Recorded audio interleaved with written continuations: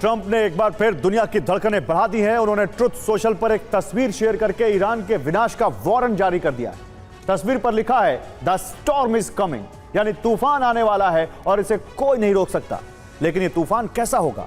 रक्षा विशेषज्ञों की माने तो डोनाल्ड ट्रंप दो बड़े लक्ष्यों पर विचार कर रहे हैं। पहला, ईरानी नेताओं पर सीधा प्रहार और दूसरा, ईरान के न्यूक्लियर ठिकानों को हमेशा के लिए दफन कर देना। इस तूफान की सबसे घातक लहर होगी अमेरिका की dark eagle hypersonic missile. America के राष्ट्रपति डोनाल्ड ट्रंप ने ईरान पर पूरी ताकत से आक्रमण का संदेश दे दिया है।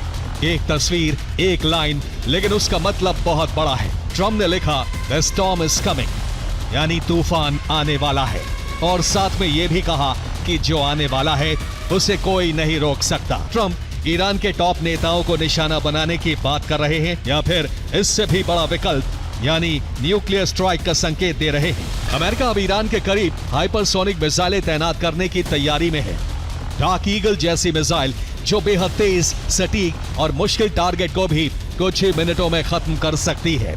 ये पहली बार होगा जब इस तरह की तकनीक को इस क्षेत्र में ऑपरेशनल तौर पर इस्तेमाल किया जाएगा। अब देखिए कि अमेरिका ने हमले से पहले कैसे हर तरफ से ईरान पर अपना घेरा कस दिया है। सबसे पहले समुद्री घेरा देखिए। सबसे नई तैनाती USS Mason guided missile destroyer की हुई है। इसके साथ USS George H W. Bush carrier strike group, USS Abraham Lincoln और यूएसएस जेराल्ड आर फोर्ड का घेरा है। अमेरिका ने अपने चौथे carrier USS Dwight D Eisenhower को भी वॉर रेडी कर दिया है। अब हवा में घेराबंदी देखिए। MQ-4C ट्राइटन ड्रोन के साथ बॉम्बर और फाइटर जेट भी हमले के लिए तैयार है। इसके साथ ही अरब में अमेरिका की हाइपरसोनिक मिसाइल डार्क ईगल की तैनाती बहुत बड़ी खबर है। अब जमीन की हलचल समझिए। HC-130J विमान कतर में उतर चुका है। अमेरिकी मरीन कोर दुबई के पास तैनात है। अब एक एक तैनाती का मतलब समझते हैं। USS George H W. बुश ये पूरे स्ट्राइक मिशन का सेंटर है। यूएसएस ड्वाइट डी आइजनहावर ये युद्ध का बैकअप तैयार रखे हुए है। USS Abraham Lincoln air strike की कमान संभाल सकता है। यूएसएस जेराल्ड आर फोर्ड ये समंदर में अमेरिका की सबसे आधुनिक ताकत है। USS Mason guided missile destroyer ये पूरा डिफेंस शील्ड बनाता है। HC-130J विमान कतर में लैंडिंग हुई है, यानी सैनिकों की तैनाती शुरू हो चुकी है। अमेरिकी मरीन कोर इससे ग्राउंड ऑपरेशन के साफ संकेत मिल रहे हैं। हाइपरसोनिक मिसाइल डार्क ईगल जिससे ईरान की मिसाइल क्षमता का जवाब और ज्यादा ताकत से दिया जा सकता है, और MQ-4C ट्राइटन ड्रोन जो हर पल की जानकारी दे रहे हैं। एक्सियोस की रिपोर्ट बता रही है कि सेंटकॉम के commander admiral Brad Cooper Trump को एक अहम ब्रीफिंग देने वाले हैं। ये सिर्फ एक रूटीन मीटिंग नहीं है, बल्कि उस ऑपरेशन का ब्लूप्रिंट है जिस पर अंतिम फैसला लिया जा सकता है। माना जा रहा है कि इस ब्लूप्रिंट में ईरान पर सबसे विनाशक हमले की पूरी योजना होगी। इस ग्राउंड ऑपरेशन के लिए अमेरिकी पैराट्रूपर्स ने दुबई के पास अपनी ट्रेनिंग पूरी कर ली है। उनका सबसे बड़ा टारगेट होगा इस्फहान। इसी शहर में ईरान का वो यूरेनियम भंडार रखा है जिसे जब्त करना अमेरिका का असली मकसद है। कतर में HC-130J विमान की लैंडिंग और दुबई में मरीन कोर की हलचल बता रही है कि इस बार ट्रंप आर पार के मूड में है। अमेरिका की सेंट्रल कमांड के कमांडर एडमिरल ब्रैड कूपर की ब्रीफिंग पर पूरी दुनिया की नजर है, क्योंकि इतिहास बताता है कि जब जब यूएस सेंट्रल कमांड के कमांडर राष्ट्रपति को ऐसी वॉर ब्रीफिंग देते हैं, उसके बाद बड़ा सैन्य एक्शन जरूर होता है। एडमिरल ब्रैड कूपर ने 26 फरवरी को भी ट्रंप को ऐसी ही एक ब्रीफिंग दी थी।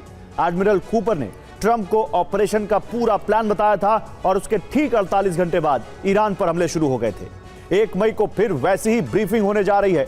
कमांडर भी वही है और ब्रीफिंग का मकसद भी, तो यानी पैटर्न बिल्कुल वैसा ही है। तो क्या एक बार फिर ब्रीफिंग के 48 घंटे बाद हमला होगा?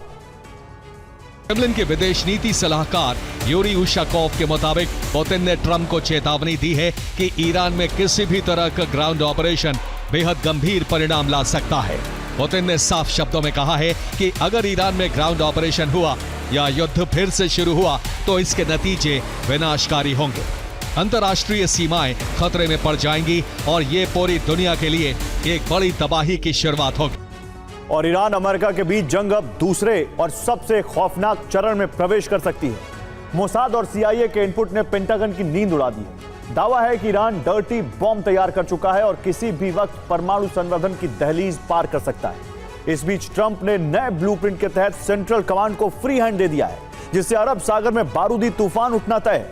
अमेरिका का लक्ष्य अब केवल हॉर्मुज नहीं बल्कि ईरान के यूरेनियम ठिकानों पर कब्जा करना है। लेकिन रूस और चीन के बैकअप के साथ ईरान ने भी हॉर्मुज और बाब अल मंडेब से लेकर केप ऑफ गुड होप तक पूरे तेल रूट को ठप करने की धमकी दे डाली। ट्रंप सरकार एक्शन में दिख रही है। पहला एक्शन है, ट्रंप ने इमरजेंसी मीटिंग करके नए ब्लूप्रिंट को मंजूरी दे दी है। दूसरा एक्शन है, ट्रंप ने सेंट्रल कमांड को फ्री हैंड दे दिया है। तीसरा एक्शन है, अमेरिका जल थल नभ से हमले को तैयार है। चौथा एक्शन है, नेवल नाकाबंदी के बाद एयर स्पेस भी बंद किया जा सकता है। पांचवा एक्शन है, ईरान पर आर्थिक नाकाबंदी का भी खतरा मंडरा रहा। हम ये भूल ना करें, अगर जरा भी मिलिट्री एक्शन शुरू हुआ तो ये शॉर्ट टर्म युद्ध नहीं होगा बल्कि एक अंतहीन युद्ध में तब्दील हो जाएगा। ईरानी सेना पूरी तरह तैयार है, उंगलियां ट्रिगर पर हैं और एक गलती पूरे अरब को एक अकल्पनीय संकट में झोंक सकती है। तो मध्य पूर्व में जंग का दूसरा चरण शुरू हो सकता है और इस बार ईरान डर्टी बॉम्ब का इस्तेमाल कर सकता है। डर्टी बॉम्ब के विस्फोट से 0 से 500 मीटर तक अति संवेदनशील इलाका आता है, जिसमें 1000 लोगों की मौत हो सकती है। इसमें दुबई उसका प्राइम टारगेट हो सकता है। दुबई में ईरान डर्टी बॉम्ब से हमला कर सकता है। इससे आगे संवेदनशील क्षेत्र आता है जो 500 मीटर से 1 किलोमीटर तक है, जहां 5000 से ज्यादा लोग घायल हो सकते हैं। इससे आगे रेडियोधर्मी क्षेत्र आता है जो 1 किलोमीटर से 10 किलोमीटर तक हो सकता है। इस जोन में 10,000 लोगों पर प्रभाव पड़ सकता है, वो गंभीर रूप से बीमार पड़ सकते हैं। ईरान सबसे पहले बुर्ज खलीफा के पास हमला कर सकता है, जिससे टूरिज्म ठप पड़ जाए।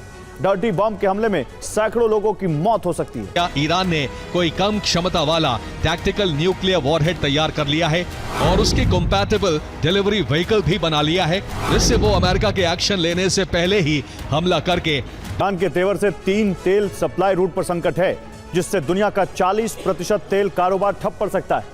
पहला चोक पॉइंट हॉर्मुज स्ट्रेट है, जहां एक तरफ ईरान की नाकाबंदी है और दूसरी तरफ अमेरिका की नाकाबंदी है।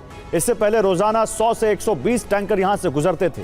दूसरा चोक पॉइंट बाब अल मंदेब है, जहां हूती की नाकाबंदी हो सकती है। यहां से रोजाना 50 से 60 टैंकर गुजरते हैं।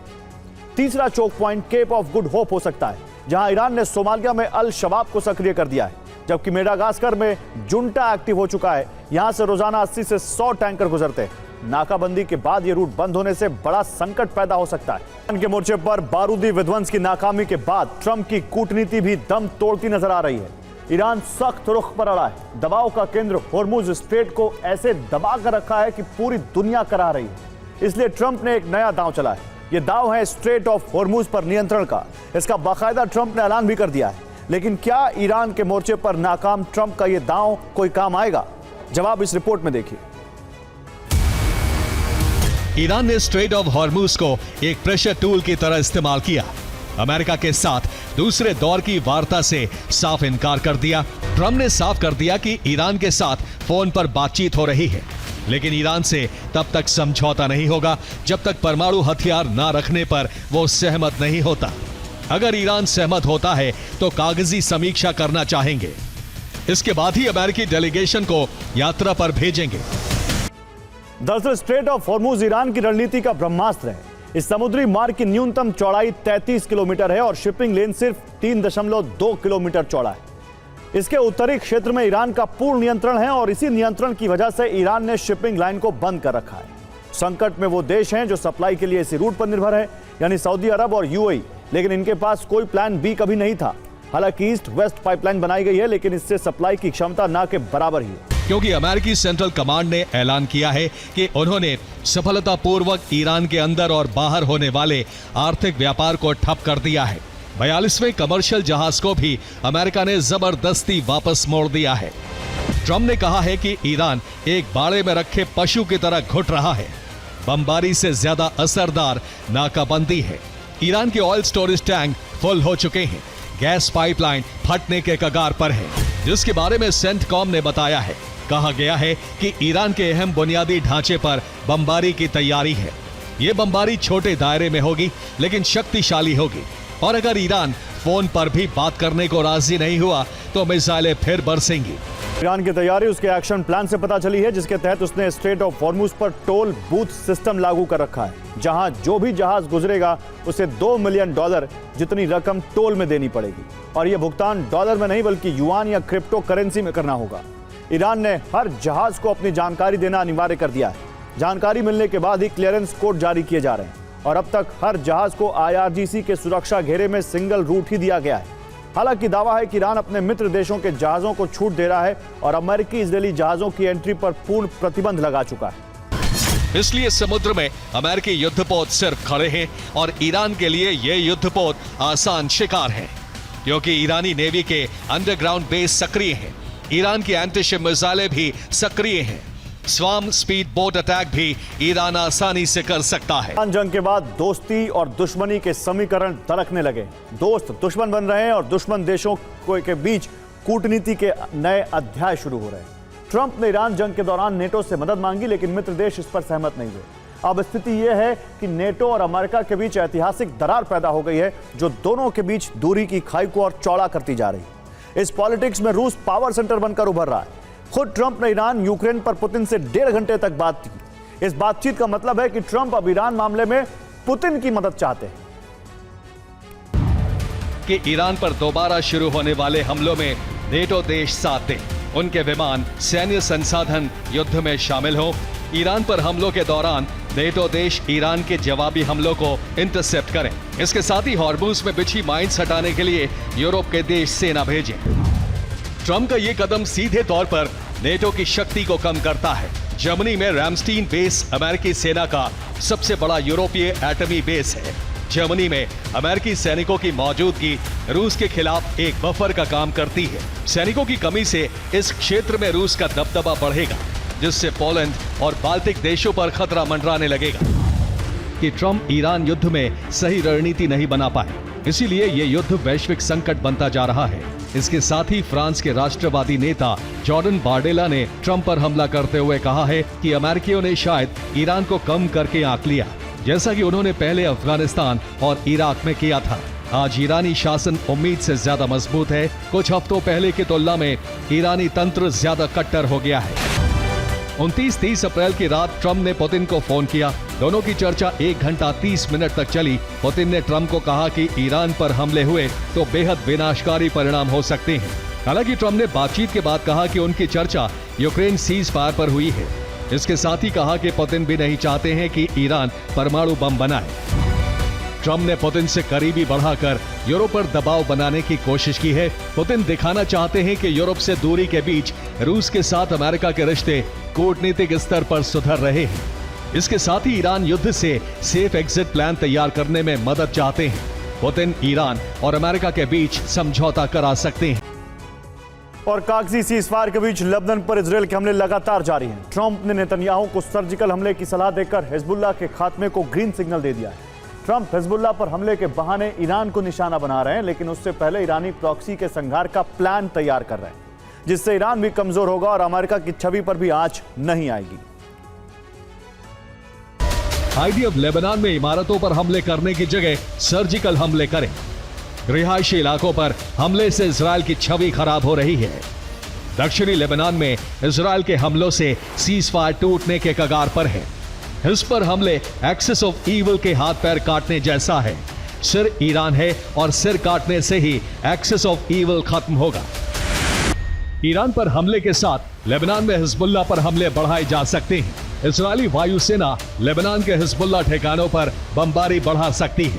यह पूरा ऑपरेशन ईरान और लेबनान में एक साथ चलाया जा सकता है।